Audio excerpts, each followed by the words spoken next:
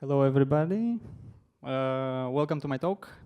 My name is Andrei Costin, and I'll be presenting Dangerous Pyrotechnic Compositions, a very long title. So, as you can see, it's the holiday seasons. I specifically choose every city I go, fireworks, image for the city I go to. And it's interesting because in 2 days will be a big fireworks and celebration in exactly this place. So a little bit about who am I. I started with RFID security, and by the way, can you raise your hand if you've been visiting my last year talk where we were unofficial free ride for Bucharest presenters? Okay, good to see you. Thanks for coming back. I used to do some printer embedded research, CCTV embedded research, airplane embedded research. So basically, I'm mostly embedded security from the software side guy. I'm doing my PhD in the topic of embedded security. And lately, I've been looking for the firmwares and fireworks. And basically, if you look for fireworks on Google Images, it brings these pictures up. And it's nice because FW also means firmware in many abbreviation or documentation. So firmware and fireworks kind of hit on the same topic. I find this interesting. Just before we start, a small disclaimer is this is purely educational and research purpose, only presentation and demo. And we, myself and our university have no liability whatsoever on the speaker or affiliates. And because it's a real cyber-physical system, it brings high accident risk and life hazards, and we advise you to play, but do not replicate unless qualified or equipped and so on. So it's the basic disclaimer. So how this research started, I'll do a little bit of introduction. So we started with a large-scale analysis of embedded firmwares. So in a nutshell, what we did is that we built up a system, which you see in the diagram. It just goes on the internet. We have simple scrollers, crawl a big bunch of firmwares. We crawled around 4 terabytes of data. Some of them were not firmwares, but we had like 800,000 files we used for our academic publications. We analyzed like 32,000 of them. And just by doing simple analysis, we found 38 vulnerabilities in more than 600 firmwares. And just a simple check showed up that at least 100, 200K online devices were affected. So it basically was a first large-scale comprehensive study on the firmwares. And why it was interesting? Because the firmwares are basically the lifeblood of any embedded device. If you have any desktop or server systems, you most likely have a Linux distribution or Windows where you have a streamline update, where for embedded devices, those devices say if unsecured or unpatched, and the software and basically the firmware for them are not your usual suspects, right? It's not exactly as in the desktop world. This is a spin-off of our academic research where we put up a website, basically a web service for researchers or pen testers or whoever is interested in doing embedded research, where they can upload a firmware file and our system will run the scans on them. It's called firmware.re. And the good thing is that we are building up some features into it, and you can see that basically without having any knowledge, you just have the firmware of your interesting device. Let's say it's a photo camera, it's a home router, it's a printer. You come, drag and drop, most probably will be able to unpack, give you the unpacking tree, and then do some analysis like whether it's encrypted, do some entropy analysis, and we have a bunch of our features which we are working to as a research, but are not yet deployed. So the idea is that you don't need to install all those many tools like many of you heard about Beanwalk or many others.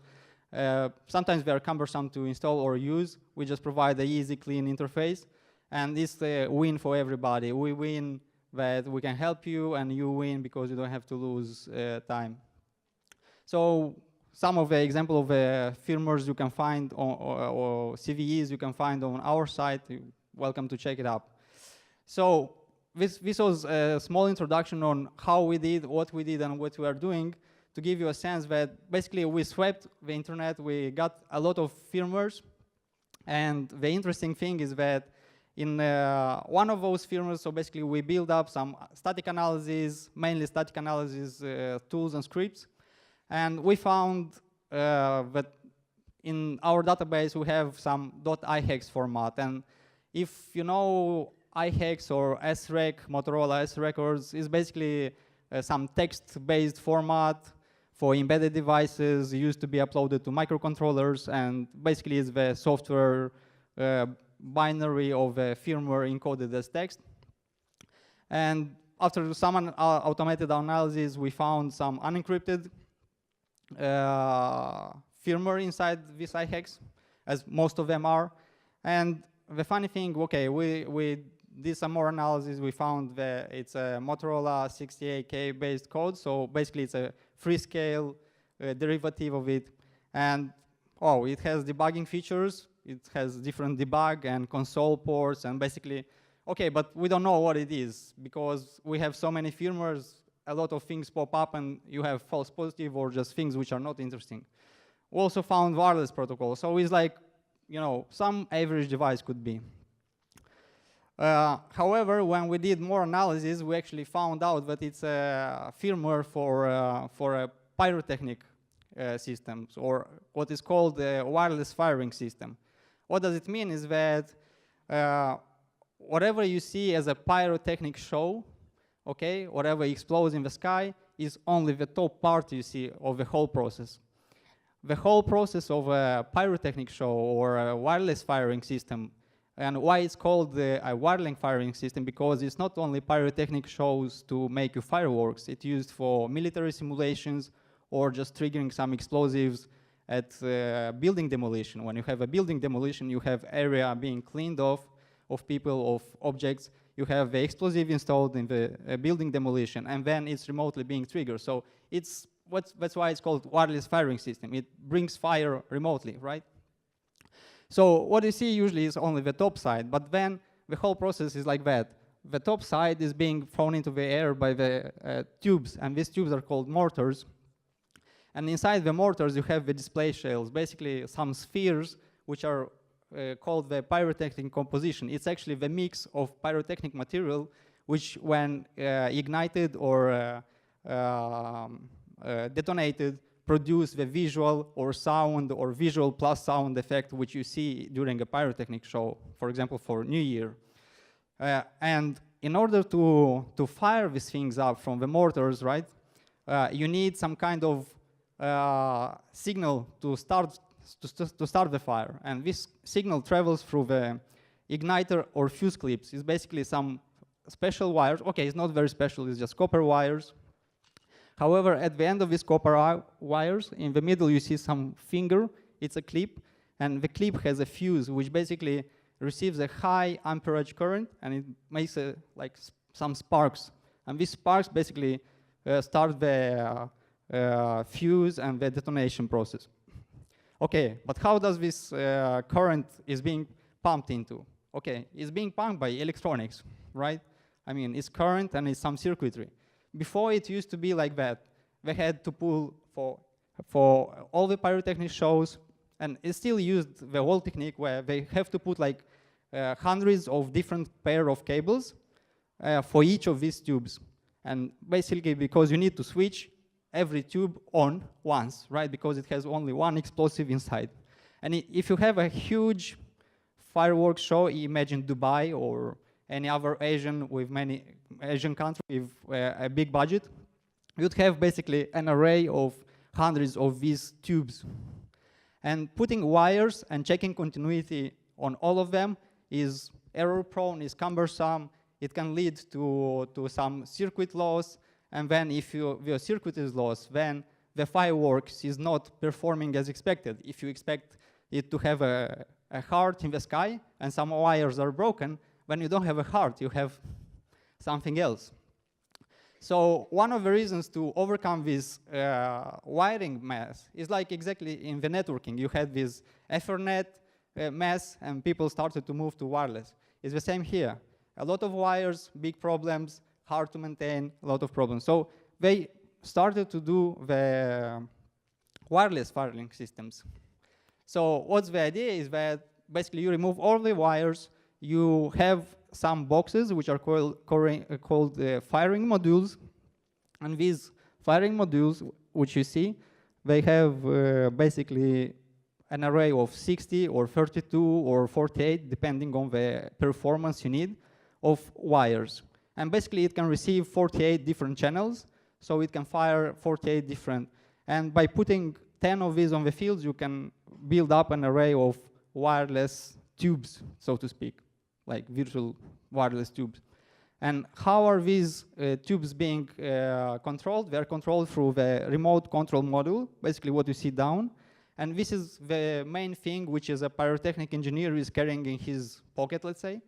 And once everything is set up and is checked, he takes this remote control, he goes to the safe distance, like 1 or 2 kilometers, depends on the geographical and country legislation, because different country has different safety limits. So he goes away and then starts pushing the buttons. You can see the below has some buttons, and the signals will go on. Of course, this can be done manually, and this can also be done automatically, where there are some scripts, and you can script the show so the tubes fire in the right timing, so you get a nice show, green, red, whatever you want. So in general, the normal or safe mode of operation of such systems is as follows. The pyrotechnic operator connects the firing module to the pyrotechnics and wiring. As you can see, it has a lock on the top, in the middle. Can you see it, everybody? Is kind of a lock, because these firing systems, or everything related to fire, has to be double secured. Basically, you have a physical control and a digital control, because it's the regulation, it's the global regulation in this kind of systems. You need a physical check and the digital check. So they have this key. You see, it's off, it's test, and it's arm. So on testing is just to check if the system is running okay. On arm, it means that it's ready to fire. Basically, it will pump the current. So the operator will turn the physical key to test, will do the continuity test that all the wires are fine, all the LEDs are blinking, all the frequencies are okay. Then, once it's ready, it will turn to arm, and firing module is now physically armed, and it's waiting just for a digital arm. It means like a digital signal. It just needs a specific packet, okay? It's simple as that. And the operator departs to safety distance. Once it's on the safety distance, the operator takes the remote control module down. It has also a key in the middle left, and turns it to arm and press the fire keys, and it will send the expected digital fire command, which will fire the things. So you can see this is kind of just a screenshot. I'll have also a video demo where you can see that both are in arm position. They're on the same channel, because there are some different channels. It depends on the vendor, like frequency channels.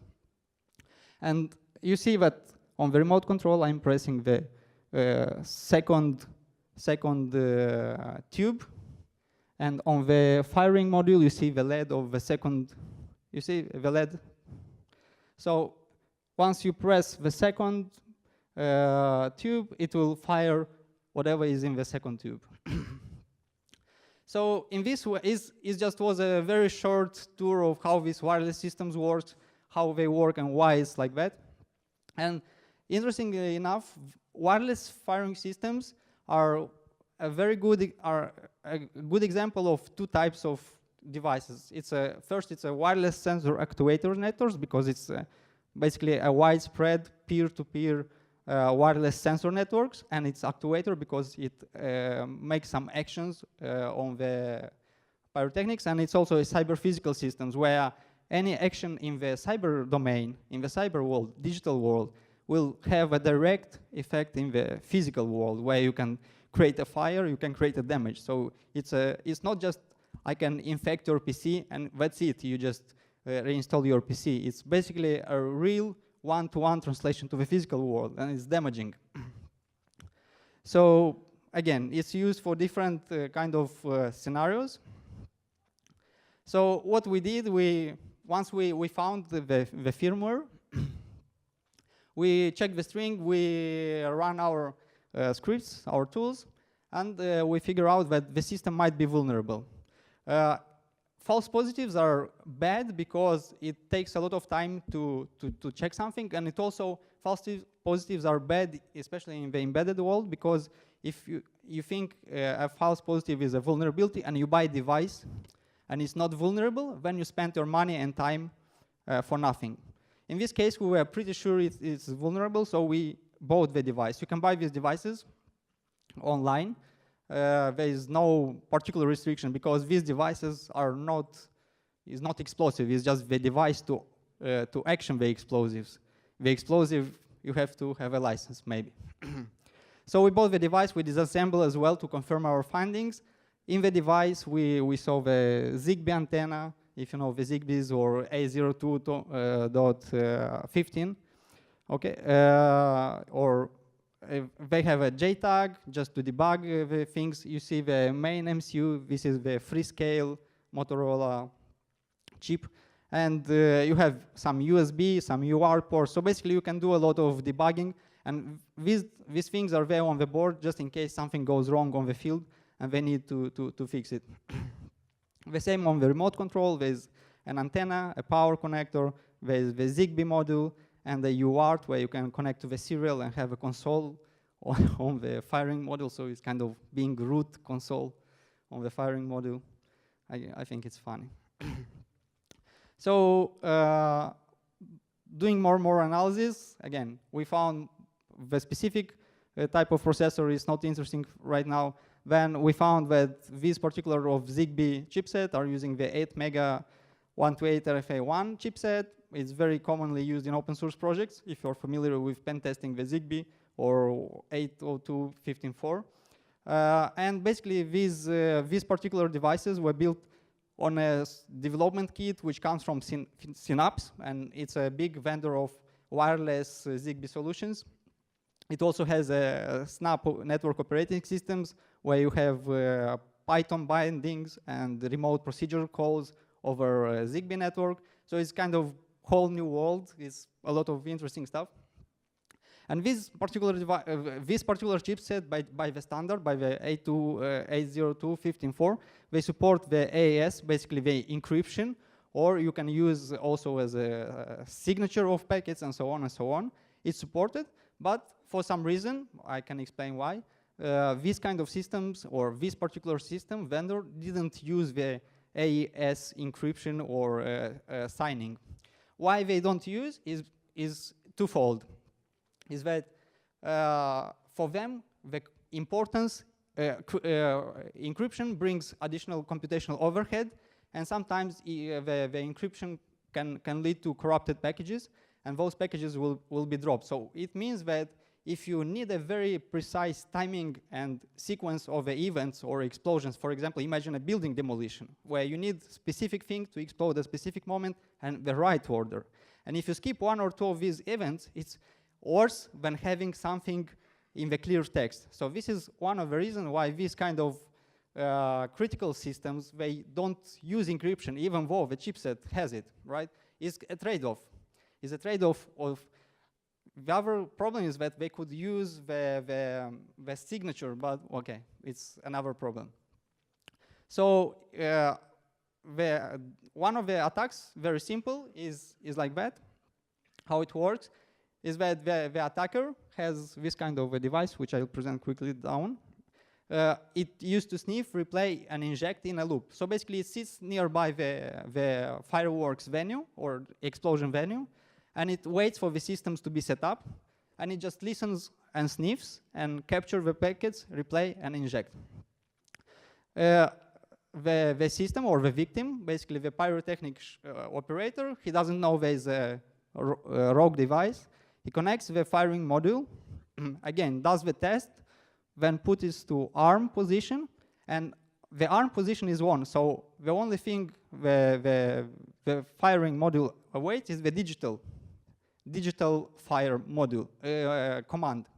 And because we have this thing down which sniffs and replay in a loop, as soon as it saw the presence of the devices, it will immediately send the digital fire, and the guy who just turned the switch to arm will not have time to leave the premise of the explosives, right? Because he's near the explosives, he turned the key to arm, but the device, the attacker device, is in a loop somewhere nearby, and it just sends the digital fire. So it basically, this kind of attack and this flaw kills the entire principle of segregation of physical and digital, because the guy doesn't have the time to leave the safety distance. So for our attack, we used Telos B. It can be used with good fat or killer B firmwares. If you don't know or know just a little bit, I invite you to check these 2 projects. Good fat should be a really good start. There's also some from Synapse, their own kind of a device for reprogramming or sniffing. For injecting or replaying, we used the Econotag. It's the same chipset as used in the firing systems. And yeah, it's, I'll show you how it looks. So this is a screenshot. I'll try to show you the demo. It's a screenshot of the sniffing, and this is a screenshot of sniffing with vendor-specific software and stick. So this white screenshot is from the software of this Snap device, and the black screenshot is from the Telos B. Okay, so, and the theory, the ultimate attack for this kind of devices, and if your company has enough money and wants to implement this in practice, please approach us. The idea is like that. Usually these systems are kind of air-gapped. They are not supposed to be networking anything. And these devices have also some USB connection, because sometimes they need firmware upgrade or to put a script to execute the show.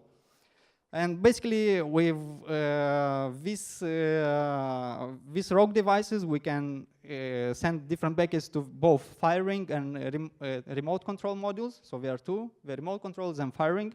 We can send the packets, and these packets reach the ZigBee interface, and this ZigBee interface has GPIO, general purpose input-output, to the main processor, which means that you can basically reach the main processor and reprogram it wirelessly, right?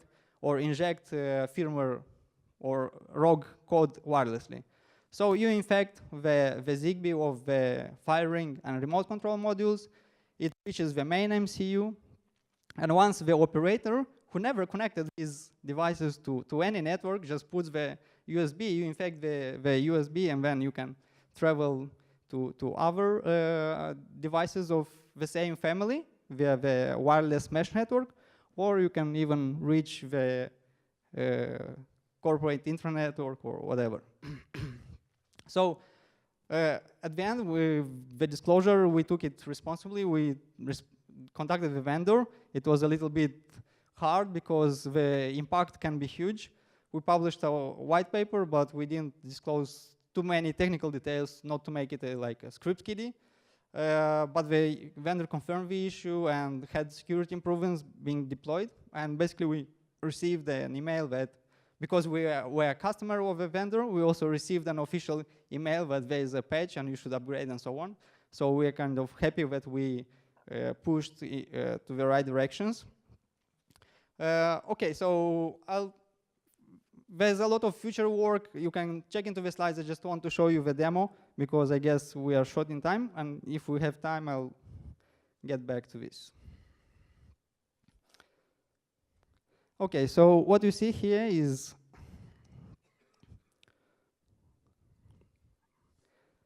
okay, we'll just start the sniffing with the Telos B. You see it's a few lines of scripting, and I'm using the good fat. Everybody can see in the back, is okay? Or is not very... captura e la... Nu, e captura făcută la... Ok, just one second.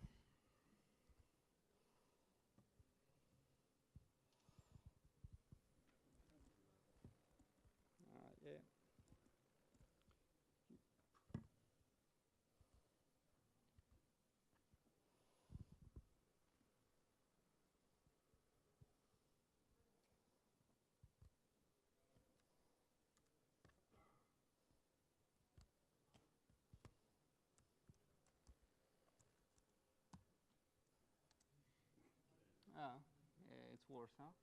It's worse, right? Just 1 second. I'm sorry, the capture was in too high resolution, so...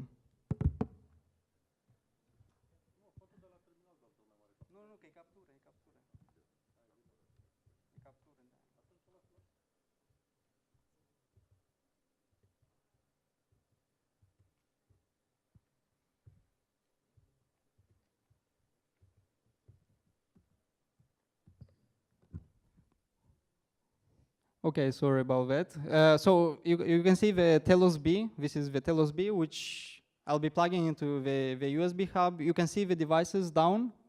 Okay, the firing module. So here is the remote control and the firing module on the server side. And they are both off now. And I plugged just my Telos B, which is, I explained I use as a sniffer. I just run, as you can see, here is a small command which says good fat cc spi sniff on channel 15, and basically also dump everything into a temporary file, which why I dump into a temporary file you'll see. And in the other console I also do like, because these packets are hex, ASCII hex encoded, and we want to make them more text readable or human readable. So you see that I turned on the device, the remote control, and the sniffer down, it started receiving some packets, and up is a textified of these packets, and you can see, I hope you can see, the remote ping, kind of. It starts pinging to see if there's any firing module present. So you see it starts to blink all the LEDs, basically doing a built-in test. Now I also started the firing module, farther left, and you can see there's some other packets, and it also sends a remote ping. And basically this kind of two devices is because it's a mesh network, they start to ping for each other and try to find each other, and you can see now there is a ping reply. So after they both are on and finish the built-in self-test, they say, okay, I'm ping reply, and here we go. So this is basically the sniffing. You have to synchronize the channels. I synchronize them on channel 3, and my fingers are showing now there's the arm LED. Basically what it means, it shows that when you arm a device, like they show, yes, we are armed, we are ready to fire. And just 1 second, we will see that you saw there was come on.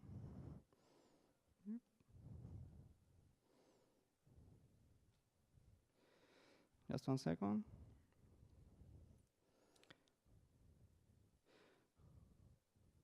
And you see basically in the middle of that screen is acknowledge armed. It basically, the firing module, it acknowledges that it's armed now to the remote control. It says, yes, I'm armed, I'm ready to fire, okay? So you can sniff all these kind of messages, analyze them, start to replay, inject. So you can see that you can say, yeah, I'm this kind of a device, please reply to me. Can you arm yourself? Yes, okay, you're armed, fine. So this is two legitimate devices. And basically, you see that I'm pressing some buttons. If you look closely, I'm pressing some buttons, and basically it fires up the LED. Can you see it? It fires up the LED. So what it means is basically, if there was an explosive connected on that wire, it would fire up now. What I'm doing now is I'm connecting the Econo tag, which is basically the injector or the replayer. And you can start seeing that I'm not pressing any buttons on the remote control, but the LEDs are bombing everything now, right? As soon as I started the Econo tag, the firing module is receiving bomb everything, like fire all the wires, right? So I show that it's as easy as just changing few lines of code. If you want a different bombing patterns, I replace the bomb ball with 31337. The friends know why. And okay, there's a compilation error. It's not several, it's 7. Okay, we make it 31337. We compile the source code, it compiles. You see, it's not big deal to compile a firmware for an injector. It's just having a default thing. Make file, you compile. It will take some time because when they are two connected through the USB, they collide on dev TTY as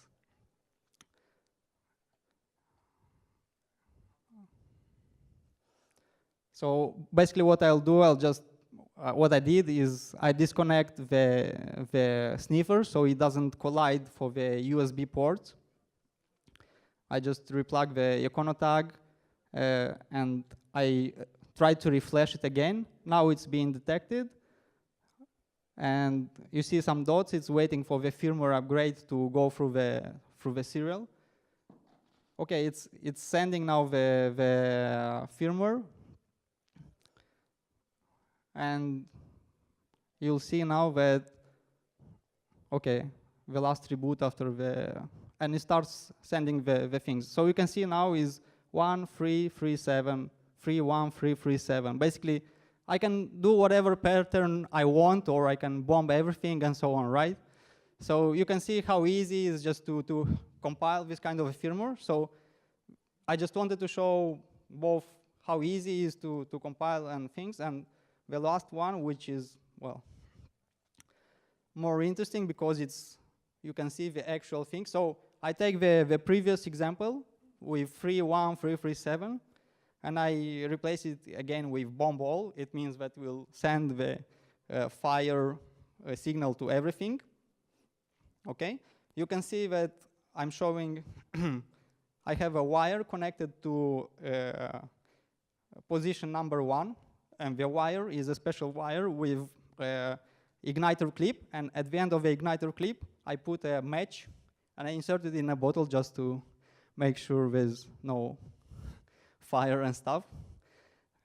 And you see that I'm starting up the modules, they synchronized, and I just plug in the Econo tag, basically the injector, which will send bomb ball, which will send fire me anything.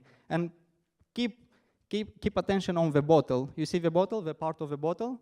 So you'll see that the bottle and the array of LEDs, right? Because all the LEDs will turn red. And the bottle, if you, okay.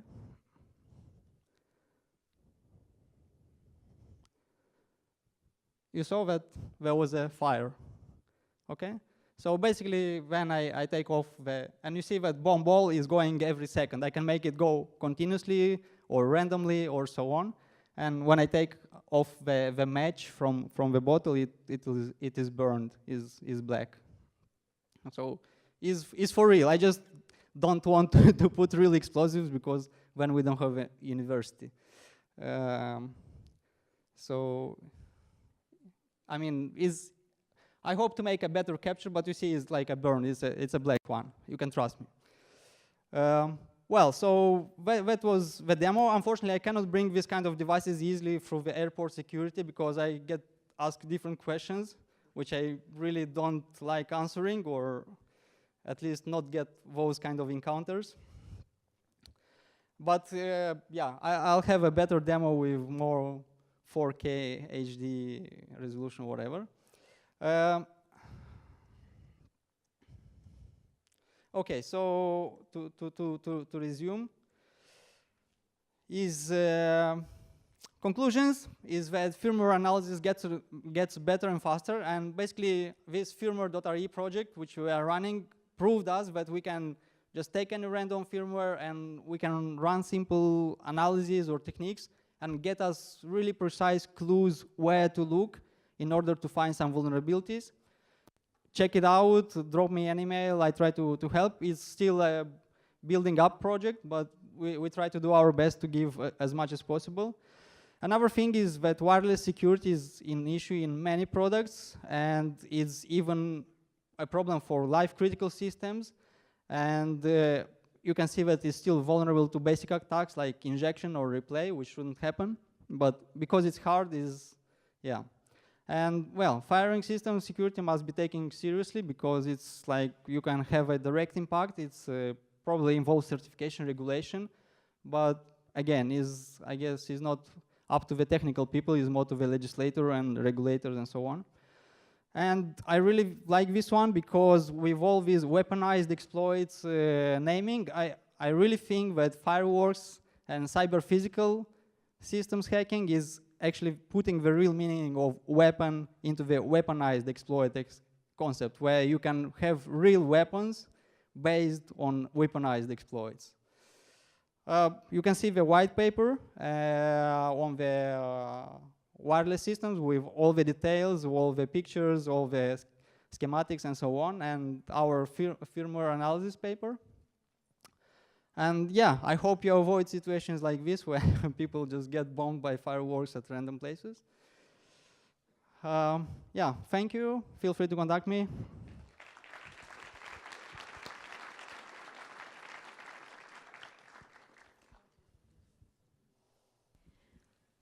We have time for 2 questions. But first, I will switch 1 second into Romania.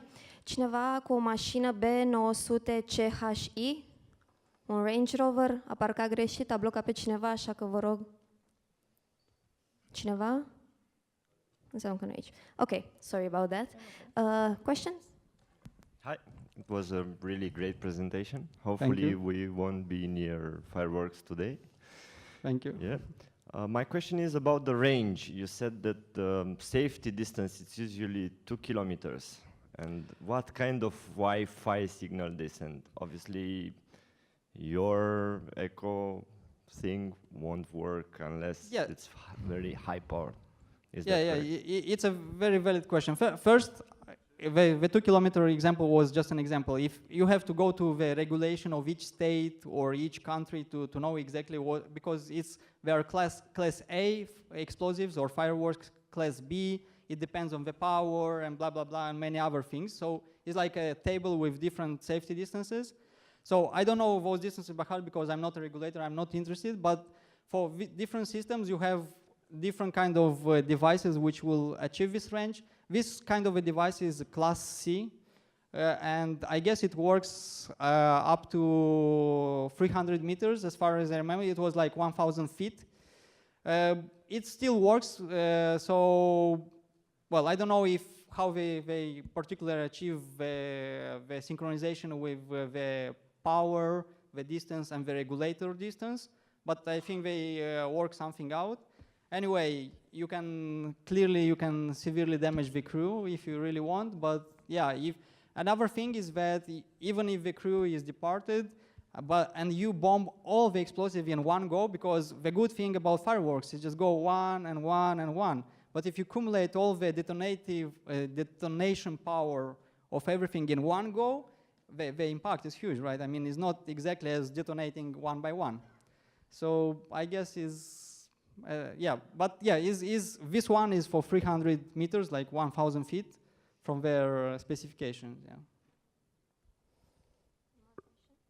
Right. I know you didn't work on this side, but as a guess, how likely do you think that the same kind of issues could or be realistically exist in smart munitions, as in missiles and smart bombs and stuff like that.